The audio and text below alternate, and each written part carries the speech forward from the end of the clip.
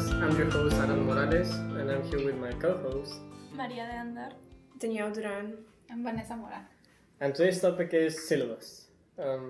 What is the syllabus to you guys? Or girls? Like, the syllabus is basically your schedule for the rest of the semester. That's how I see it. Like, if you're gonna make a schedule, go based off your syllabus. It kind of tells you everything to expect for the semester.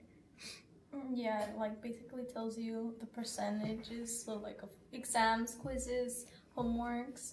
It sometimes tells you if it has extra credit, or like it legit sometimes tells you the whole schedule. So like this week we're doing this and this day we have exams, so like it's like the rubric of the class. Exactly.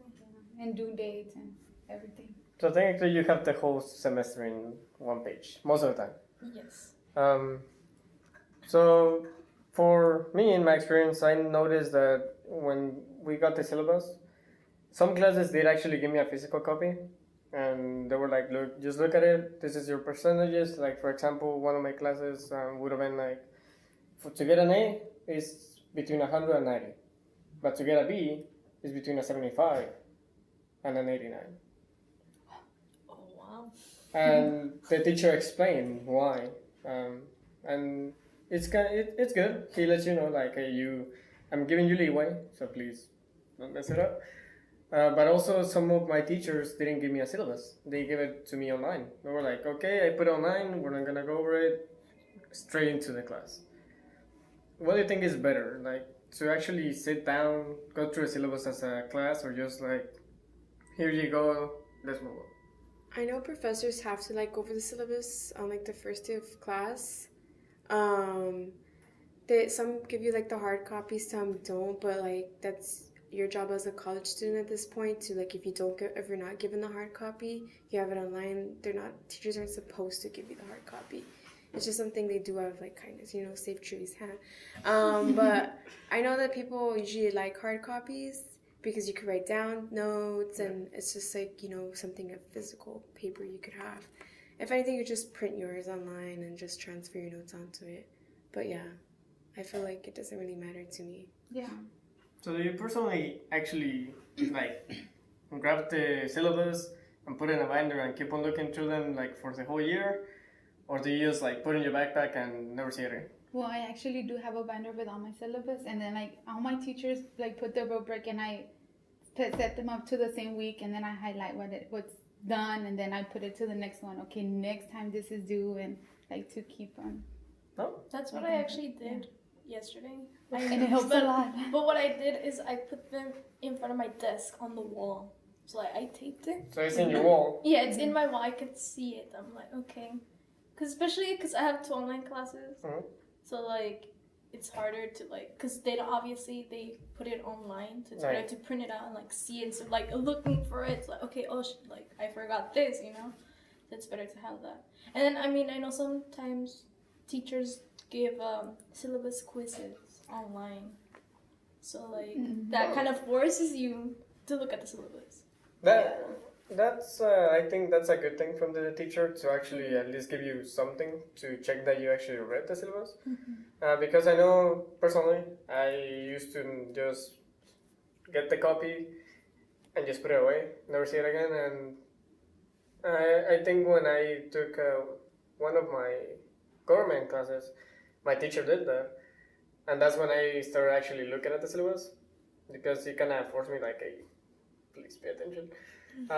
But I think for the newer students or the people that are listening to this podcast, what kind of hints or things would you tell them to do when they get the syllabus? Or like tips and stuff like that. For me, what I actually want to start doing, and I feel like it would help me in the long run, is to get like as soon as I get them, to kind of like transfer like special dates onto like a planner.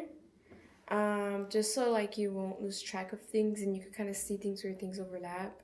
Also start getting a head start and looking at your finals week. Because like sometimes there's things like I don't think it's ever happened where things overlap, but just in case where things overlap, the teacher usually tells you on the first day of class, make sure you look at your finals day, make sure everything's okay, because that you can't change. Yeah. So you need to give the teacher like enough time to know about certain things and stuff like that. Like what I usually do is I already have a planner and everything, and so like in the syllabus it tells you, like I said, like it has the test dates, so I already add it there, and like assignments, homeworks as well. So you just start adding them right away, so that like when you're looking through it, you're like, oh, okay, like I have to study for this. Because I remember once I had like a test every day. Like one and then one and then one. So I'm like, okay, I need to make time, and like I knew for sure that you were gonna have that test. For me this semester I'm taking 4 online classes, so I had to get like all my syllabus printed to see, because they mostly go 3 out of those 4 are based on modules, so I have to like know where I'm going, and I actually got ahead 1 week already, just in case you never know what can happen. So you know you're already ahead. So in a way, just being aware like of the dates that you have. Mm-hmm. Also in the syllabus, I noticed that some of my classes did state right away, like in big bold letters. I don't know yours. That there was extra credit and the weeks that were there, or there was no extra credit and that's it. Did any of you see any of those? Extra credit. Not all teachers would give extra credit. I noticed, like for me, like in my personal experiences, that like extra credit was usually given in like the not the lower level classes, but like kind of like your basics. Like that's where I noticed where a lot of extra credit came out. But as you go up, you might have those teachers. You will start to have those teachers where it's like where they tell you it's college. You guys don't get extra credit. Like you guys should already be on top of it. And some of them just don't believe in extra credit. Yeah. And some of them don't believe in like giving you makeup exams. Some of them don't believe in giving you wiggle room. Like you already were given the syllabus. The only time you could like not take the exam on the date where it's specified is if like there's like an emergency. So that's what I advise you, like other students listening right now, is don't get too comfortable, but just make sure you know what the professor expects from you. Sometimes you have like a more lenient professor, sometimes you don't. Not that it's a bad thing, but it's just know what your professor expects from you and as a student. It kind of gives you like a rubric of how your teacher is and kind of expects you to be, like you said. Also, in the syllabus, we have a lot of the things that we need to have, like the books, textbooks. Did your teacher, well, one thing I recommend is that if the teacher doesn't state it in person, ask them, so can I buy a different copy of the book, a different version, because I know some of the teachers want the newest one, but if you talk to them, they might be like, you know what, you can have the 6th version instead of the 9th version. Just be aware that it changes just a little. Do you think it's what about you? Do you have any problems with that with your teachers when they ask you for like your textbooks? I know for some classes, yes, that they want specifically a book, but usually it's because of homework. Like they assign problems, and like certain editions have different numberings of homeworks. But usually, if there's like no homeworks from the book, they'd be like, okay, you go back like a few editions. It's usually this is the exact same thing, except for a few like footnotes that are different. I don't know about you guys. For mine, like my teacher did specify that she wanted the 8th edition, that we couldn't go any like 7, 6, anything, because it's an online class, so it will say like chapter 1, question 6, and she doesn't put the question, and she just puts the blank, so you can actually follow, so you can't have another edition. It's specifically it has to be, yeah, and she did specify like in the syllabus, no other edition is allowed and stuff. Yeah, for my teachers, they also either told us in person or emailed us saying like, you need this edition because like overall, like what I'm gonna ask you in the exams or quizzes, it's based on this book. Because I mean, they could be like, yeah, you can get the 4th, but like it's mainly the 5th, you know. So, yeah, like their questions, their footnotes, like Daniel said. Yeah. I noticed that some of the teachers, like for example, I have a teacher. She wanted the 9th version, but she was like, you know what? You can have the 6, 7, or 8. Like it doesn't matter. They're almost the same. Either way, I just want you to have the book so you can actually read about it. And that kind of helped me out because the books are expensive. But luckily for that class, I managed to get the book for like 10 bucks. But for the rest of the classes are like 80 plus. Yeah. Also, I think in the labs, also in the syllabus, I recommend whoever's taking a lab to look at the rubric. Because in the labs, they tell you, of course, your personal protection items, but also the way they expect you to write your essay or your lab report. Some teachers, they do differ and change it, and they're kind of like telling you, don't put this thing, just write these things that you need. But most of the time, you just follow that rubric, and I still see a lot of people not following it and getting a really bad grade for the lab. It cannot go below 50 because if you show up, you can do a recap 50% of the lab report. But is there any tips you will give someone taking a lab? For me, some professors are really picky about certain things. And usually it's not really the professors, usually like the TAs, because they're usually the ones who grade them. Sometimes it is the professors. But some professors will not give you a rubric or like a format. They'll give you kind of like a little rubric, like what they expect from it. But in terms of how to write it, they won't give you, some of them won't give you like an example for, you know what I mean? So you're going to have to go and personally ask the professor before you get assigned a lab report. Because some will literally take points off if you don't put like a proper header, or if you do bad spacing, that's 5 points. Bad grammar, okay, that's 10 points.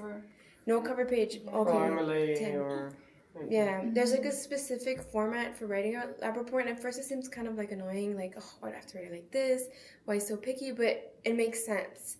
You guys are basically going to be scientists, or if you're doing a lab report, it's very important that you get it correctly because it's part of the science world, I guess. Yeah, you kind of, when you write your papers, you kind of need to like put them professionally. Yeah, it's like professional, and I get it. And it took me a while to finally figure out how to write lab reports, but if you don't know how to write lab reports, don't wait for the first lab report.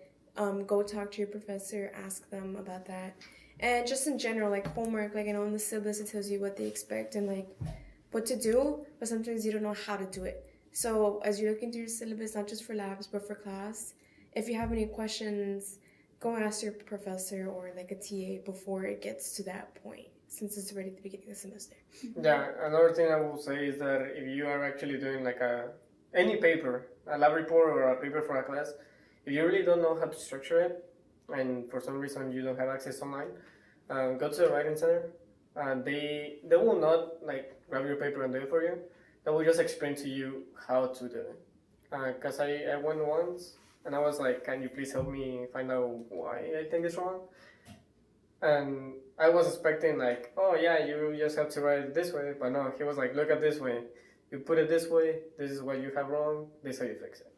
So they do explain them. As well as my teachers. Like my government teacher last semester, he had told us about this government paper that we could do that can change like the grade for like one exam. And he told us, that we can start it like since the beginning of the semester. He told us like, yeah, it's due in November. Like you have to go to a meeting, take notes, and write a report, an essay, and that you can turn it in earlier. Like you can email it to him, and he can help you out. Like not correct it, but tell you, okay, you can fix this, you can write this another way so that it can be better. So when you turn it in, you can get a higher grade. Okay, in my experience for my labs, both of my TAs, they actually send us a rubric of what they wanted, so that made it easy to like what they expected on the lab report. I wish my TAs were like that. And for you girls, like in case of taking online classes, I know that's like completely different from like in class. I've taken an online class before, but since I know you guys are taking online classes now, how is that? Like, can you guys like explain like how, in terms of keeping on track of things, how you guys are gonna do that? It gets a lot of time consuming. Like just because people think that just because they're online doesn't mean like you don't have a lot of stuff to do and like, oh, it's whenever you want, but you actually have to be on it all the time because they can just pop out stuff and all the time, and you just need to you need to know your priorities when it comes to like online classes. I mean, I think the online classes are really tough, and you really need the syllabus. Like, if you don't look at them, you're gonna be lost. Really, really lost, because you don't have a teacher. You don't have anyone to tell you, hey guys, you have this do. So for your experience about like your online class, do you like stare at your syllabus like all day? No. I mean, I have it there, like, for example, in one of classes, it has like 2 dates, like Thursday and Saturday. So like I figured it out. Like an assignment, it's due Thursday, and then like the quiz, it's until Saturday. So like you have like, it already says in the rubric already, like, so every Saturday I have a quiz. So like, if I want to go out on a Saturday, okay, I'll be like, you know what, I'll do it on a Thursday, or I'll do it on Friday, you know. So like, just organizing yourself. We do have projects where I have to go like interview someone, and like I have to make flyers and stuff. So it's not just quizzes or discussion boards. Like, it's like going out as well. I mean, it depends on which class. So. Yeah, and I know like I've taken an online class before, and that's when I realized I cannot do online classes. It's not for everybody, and apparently it's not for me. So what they don't tell you about online classes is, yeah, sure, like you don't have lecture time, but you still have to dedicate a lot of time to studying. A lot of time. And you don't realize like how much like a teacher explains to you. Like sometimes the classes can be a little boring, or if they're early, you do get tired. But taking advantage of that, because like for example, for like an online class, sometimes it's harder because there's no one to explain things to you. You'd have to email them back. And by the time they email you back and stuff, and you don't have like someone like behind you like, oh, what did he say, or stuff like that. Yeah. Although I do say this, that sometimes online teachers, they do put the lecture online. Maybe kind of late sometimes, but they usually like, I mean, it hasn't happened to me, but I've heard for some people. But like some teachers, they do like do lectures that you have to like go and see. So at least they have something. I mean, instead of just like they get email, you know. Yeah. Or, like just figure it out. But every teacher is different though. Yeah, every teacher is different. So that's another thing. Like if you're Keep in mind if you're gonna take online. Yeah, not just online classes, but like in general. But especially for online classes, you want to be very careful with that. Yes. Because like you had mentioned before, like you guys mentioned, like there's not gonna be anybody telling you what to do. And then especially because some classes are not offered like in class, and you have to take them online no matter or what. like it doesn't fit your schedule, and you want to take it or you need to take it. So you kind of are forced into it. Yeah. Oh, sorry. I just have one more quick thing to add. Not just like class schedule, but more about dates, special dates, like drop dates. Just in case you guys want to drop classes, keep an eye out for those dates. Because like some kids are like, okay, let me see last day to drop. And sometimes it's too late. Yeah. I know that a lot of people that I know, personally, the day that it was the drop date, they're like, hey, when is the drop date? Because I need to like drop this class. I'm like, dude, it's like today in like 20 minutes. So it is useful, and mostly, like you said, in online classes, to keep those dates in mind. Because if you're really doing really bad, you want to drop it before you actually hurt your GPA. But remember, we do have the 6 drop limit. If you already dropped 6 classes, well, you can't anymore. Actually, I mean, for first-time students, most of them like either barely hear about it, the 6 drop rule, or the 3-peat rule. You know which one? Oh yeah, when you take the class 3 times. That if you take it again, like they charge you. They charge you like a lot. I've heard that it's a lot. I haven't done it, but like I learned the 3-peat rule like this year because I was for one of my classes we had to. It was expressive arts, so we like did a visual image of the syllabus. So like, I mean, that was my teacher. I don't know if anyone. I mean, mostly teachers don't do that, right? But my teacher. Your teacher was cool. We did that. We drew like we drew everyone, like we were put in groups and we drew like the syllabus on the wall. It's pretty cool. I wish that was that easy. Like, you should not only read the rubric, but read like all the. Yeah, I know. All the days. And one of my online teacher, I was reading through the syllabus, and during like one of the paragraph, she put, if you got up to here, go ahead and email me before I think it was the 16 during the break, right? And then I'll give you 10 extra points on something. And I was like, what? Right? And I read that right away. But it was so that you can actually get to the whole syllabus and she'll give you extra points. Yeah, like they have hidden things in there. Yeah. Can you please give me the name of those teachers? I can No, but I know that a lot in my syllabus, especially in right now I'm taking physics because I haven't taken it. But I noticed that my rubric was really, really specific. Rather than the dates and homework and everything, it had like blocks telling me, okay, week 1, we're going to study these 2 subjects and we're going to quiz you on it. Then we're going to study 2 more and we're going to test you on all 4. And then again, 2 more quiz. When we get to the other 2, another test. And then even though sometimes it's like a tentative syllabus, like sometimes it doesn't even change by a lot. It'll be around the same time. So yeah. Like the only tentative part that I have seen in my classes and my teachers told me is the final part. Like we probably won't get to this part, guys. I'm sorry, but if we don't worry about it. I will let you know, and then we check it. That's the main thing. Like even if you have the rubric there, listen. Like it might change. Like you never know. Things might happen. I mean, I remember my friend. Her teacher got pregnant, so she left. You know, she was about to give birth and stuff. So like things change. Like things happen. So like rely on it, but also keep in mind and like be ready for change. if the teacher suddenly tells you like, oh, like I'm gonna change this here or like. And also don't expect change. Like for example, I remember one of my classes, the professor like he kind of went slow on some chapters. And we're like, okay, well, our exam is this day. He's not gonna, but it has to be on these chapters. There's no way he's gonna finish that chapter. He's totally gonna move the exam back. He did not. You know what he did the week before? He just started cramming everything in super fast, and he went through all the chapters so fast. And he goes, "Okay, exam next week." And we're like, "Okay, dude, what?" And then we're like, "Okay, fine." And then so we just had to like do it. Study a lot. Yeah. And so that's another thing. Like some professors are really strict about that. So even if you do see like something like, oh, like he was missing one day. There's no way he's gonna have the exam the next day. Don't expect that. They'll let you know. They'll let you know for sure when stuff happens. Some don't though. Yeah, some don't. Someone shows up. You go to class, no one's there. Oops. Well, one little thing I want to add is that some of my teachers, like at least one I know for a fact, that he told us our test dates. He told us, I know I'm showing you everything that you need to know, but please keep in mind that I'm only taking in account 3 tests. Because we have 3 tests and then a final. Mm-hmm. Please just don't count on taking the final. Like if you can avoid taking the final, just pass everything else, like the 3 tests.